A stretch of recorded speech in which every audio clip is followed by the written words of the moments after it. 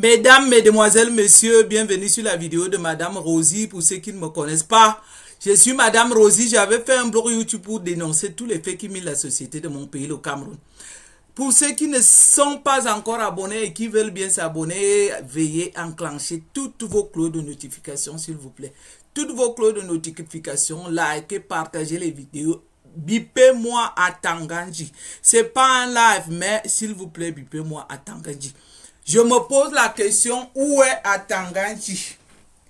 Est-ce que son moulinex est en panne? Qu'est-ce qui n'a pas fonctionné? Est-ce qu'Atanganji n'a pas écouté que 16 personnes ont été kidnappées au nord? Parmi les 16 personnes, 5 enfants d'une même maman, d'une même famille. Et sur ces enfants, mes amis, je vous dis, hier, selon l'information de l'Equinox Télévision, un de ces enfants a été exécuté, vous vous rendez compte?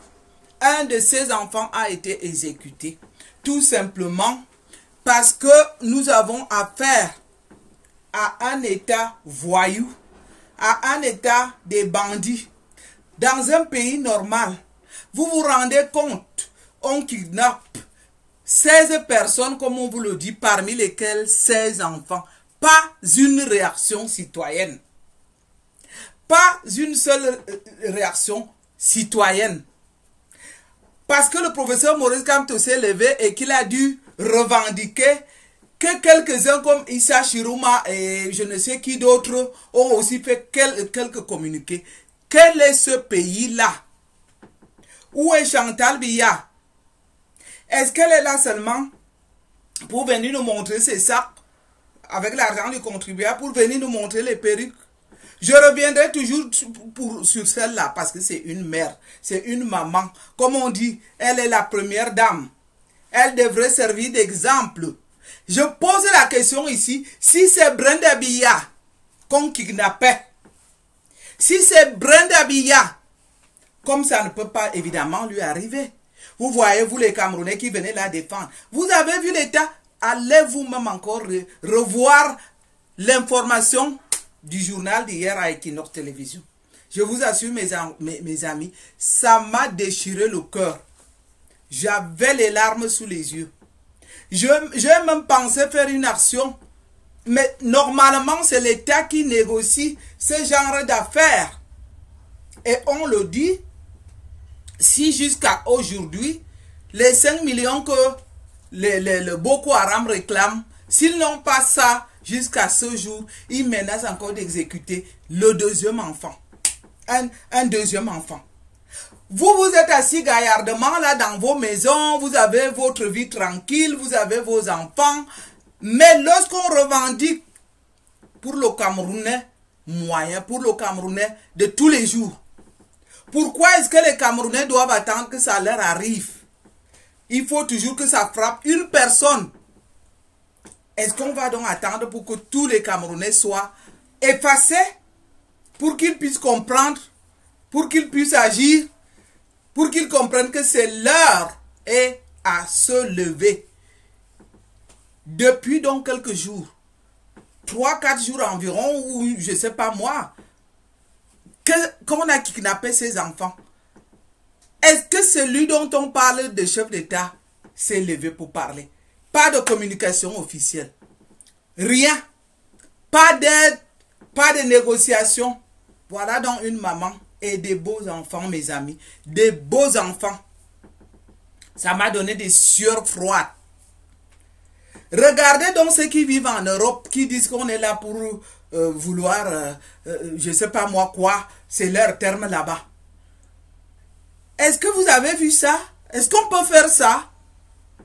Vous êtes en Europe, vos enfants sont en sécurité, vos enfants vont à l'école en sécurité. Ce genre de choses arrive presque rarement, à part des viols ou je ne sais pas moi, des meurtres aussi qui peuvent arriver de temps en temps. Mais un kidnapping de 5 enfants de même père, même mère. Où est l'armée camerounaise? L'armée camerounaise est là seulement pour traquer les citoyens camerounais. C'est quoi ça, cette armée? C'est comme je l'avais dit ici que S'ils avaient affaire un jour à un vrai homme maintenu comme Ibrahim Traoré, ils feront dans leur culotte ces femmelettes. Mais lorsqu'il faut avoir affaire au peuple, là on va les voir. Mais quelle honte! Vous vous rendez compte? Nous payons les impôts pour que nos militaires, au lieu de nous protéger, qu'ils nous traquent. Tout l'argent que nous on met pour l'armée camerounaise est encore pour traquer le peuple camerounais. Vous vous rendez compte, mes amis?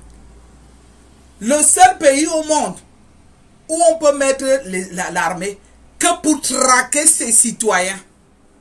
On a vu tous ces derniers temps. Paul Biya n'a pas pu révoquer ses ministres, mais on l'a vu faire encore des nominations dans l'armée. On a vu des recrutements. Et ces recrutements, c'est pourquoi? Pour traquer le peuple. Tout ça était pour que si le peuple lève la tête, on doit seulement en finir avec. Allez donc me biper à Tangadji. Appelez-nous-moi, s'il vous plaît. Lorsqu'on vous demande de partager ce genre de vidéos. Moi, j'aimerais qu'il m'écoute. Que je lui demande s'il a les couilles. Qu'il aille une fois revendiquer ses enfants. Qu'il aille négocier. Nous payons assez d'impôts. Pour que dans certains pays, quand il s'agit de la vie des enfants, ça se négocie dans les coulisses. D'où vient-il qu'un État nous dise que lui ne peut négocier avec personne, juste pour sacrifier les enfants des autres, pendant que, excusez-moi, je vais toujours faire la tautologie, pendant que celle de Brenda Biya dilapide notre argent, parce que Chantal Biya est assise carrément au palais, ses enfants montent et descendent, détournent l'argent de nos caisses, dans l'impunité. Leur vie, c'est le paradis. C'est les enfants des autres qui doivent être sacrifiés. Moi, je vais vous le dire. Si c'était... c'est-à-dire que si ce n'était que moi, les gens comme Paul Biya seraient pendus. Lui et tout son gouvernement. Parce qu'on ne peut pas faire ça. On ne peut pas sacrifier les enfants, autant des enfants des autres comme ça, pendant 43 ans et être assis gaillardement. Voyez-vous donc aujourd'hui, si le professeur Maurice Kamto avait été président, s'il avait eu les moyens de l'État, il aurait tout fait pour qu'on sorte ses enfants des mains de leurs ravisseurs. Voilà donc aujourd'hui, lui, n'ayant pas de moyens de l'État, mais qu'est-ce qu'il peut faire? Et si on était même dans un État normal, ils auraient, voilà le moment où ils auraient même organisé de demander de l'aide. Moi, par exemple, j'étais prête à donner quelque chose. Si vraiment on avait un communiqué urgent aujourd'hui, où on nous annonçait que chacun fasse un effort, que l'État veut négocier pour... Ça, ils ne vont jamais montrer, alors que c'est les plus grands faiblards. Les plus grands faiblards. Ils sont là pour montrer combien de fois ils ne peuvent pas négocier avec les terroristes, combien de fois ils n'ont jamais négocié pour la guerre du Nord-Ouest ni du Sud-Ouest, mais ils veulent s'attaquer au peuple. Donc, chers amis, l'heure est grave. Moi, ça m'a vraiment déchiré le cœur. J'ai même réfléchi en parlant un peu à mon mari que si j'avais une possibilité d'aider, mais alors il m'a demandé comment. Je le ferai exactement comme je l'avais fait avec le soutien du professeur Maurice Kamto. Parce que l'argent qu'on travaille, qu'on gagne, c'est vanité des vanités. Lorsqu'on apprend comme ça que 5 beaux enfants, on dit il y avait 5, il reste 4. Ça, qui peut être indifférent de ça dans la vie normale? Mais les Camerounais veulent être sourds. Ils ferment les oreilles. Ils sont habitués tellement au drame que chaque drame passe. Chaque drame devient normal. Ça devient une habitude. Après, la vie continue. Mais non. Moi, j'ai choisi de parler au nom des plus faibles. Ma vie ne peut pas continuer normalement. Parce que moi, je peux pas me contenter juste pour dire que ah, je suis en Suisse, mes enfants vont à l'école dans des rues avec caméras sécurisées et tout.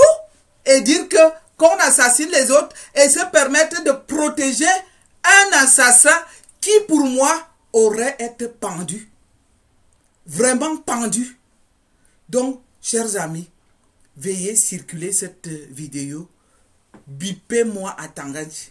Et celui d'Issa Chiroma aussi, son cas même, je dois aussi en parler. Parce que nous ne comprenons pas comment est-ce qu'il a pu faire que le peuple a pu l'accueillir sans qu'il soit inquiété. Voilà aussi une question que nous devons nous poser. Comment est-ce que Issa Chiroma a pu, comment est-ce que le peuple a pu l'accueillir à Garoua sans qu'il soit inquiété? Est-ce que cela ne vous ouvre pas les oreilles un peu? C'était tout pour aujourd'hui, mes amis. Veuillez partager les vidéos et à très bientôt. Merci.